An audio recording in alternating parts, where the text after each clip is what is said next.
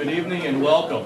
What a terrific turnout. I don't think we quite expected to have more than 200 people in the room, but it sure is great to see you all. While the Second World War seems so long ago, its place as the pivotal event of the 20th century cannot be denied. For some, it is a historical footnote.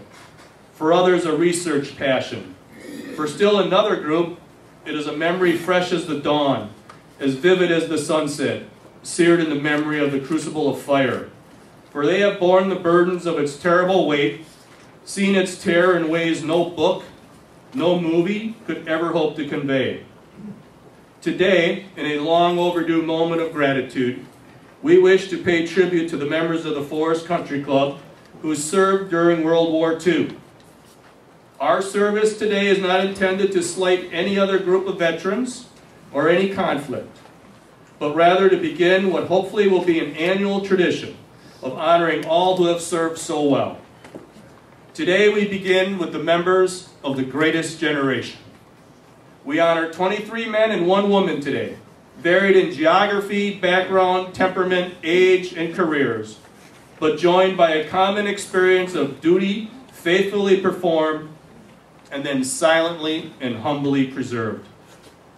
Having flown the skies of Europe, battled in the sands of the desert and jungles of the Pacific, they know the meaning of true courage and could not therefore be intimidated by any opponent or any situation.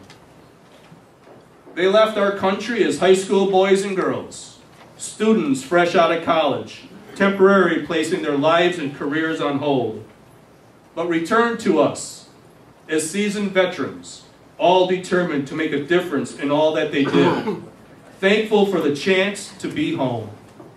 They share a bond of rarely, if at all ever, discussed their experiences, shunning the title of hero, medals notwithstanding, instead modestly deflecting praise and undeserved with the mantra that the real heroes are the men and women that did not come home.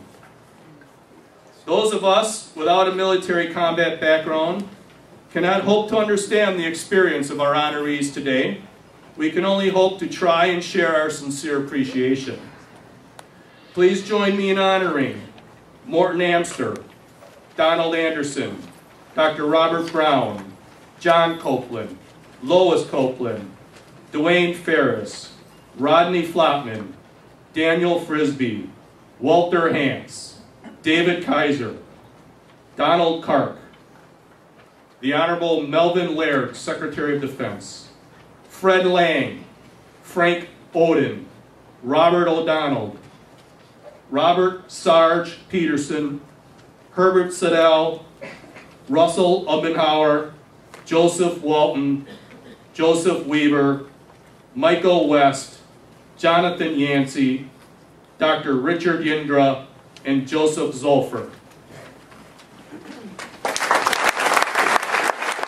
I was in several battles, but I had 3 battle stars, and I was a combat infantryman, and I received a Bronze Star and a Purple Heart, and I picked up a wife. I went overseas on the Ile-de-France with 1,200 troops. It was a luxury cruiser that had been transferred into a transport ship. When we went across the English Channel and we got to Le Havre, and the harbor was bombed out, so we crawled down a rope ladder into boats, and some Navy men were there and took us to a little town called by truck to Luxembourg, and from there assigned to a field hospital. And the hospital I was with was the 30th Field, and they had just come up from North Africa, and we went to Switzerland. They took us to Switzerland, Assad, and anyway, while we were there, they said a lot of tourists were in Switzerland because it was neutral, and they took us out on a boat in Lake Geneva. and they said they wanted to make an announcement to the Americans, and that they had just dropped the atom bomb. Nobody knew what the atom bomb was, so that was kind of interesting. So that's the end of my story. Remember that this is what a B-25 looks like. I was trained as a fighter pilot, and after graduation they sent me to B-25s. I could take you back for a moment, of those of you who can remember, to August 8th, 1945. We were having a briefing that night, and the briefing officer said, "Don't go within 50 miles of Nagasaki." I don't know if he knew where we were supposed to be, but we didn't know anything about it. And the mission was a target 45 miles from Nagasaki. Couldn't go there. We finally dropped our bombs on Amioshima. It's a chain of islands just south of Japan. After the war, and the war ended about 3 days later, and we moved to Nagasaki on Thanksgiving Day. And I had a chance to fly over Nagasaki, and it looks like this from the top, and the bomb dropped, a surface bomb, and everything in between were taken out, all those homes. 40,000 people died with that bomb, and it was a heck of a shocker. They were probably hoping for Douglas MacArthur, but I was commissioned an ensign in 1944 and assigned to the USS West Virginia, assigned to the 7th Fleet, which was going to invade the Philippine Islands. And in October we invaded Leyte.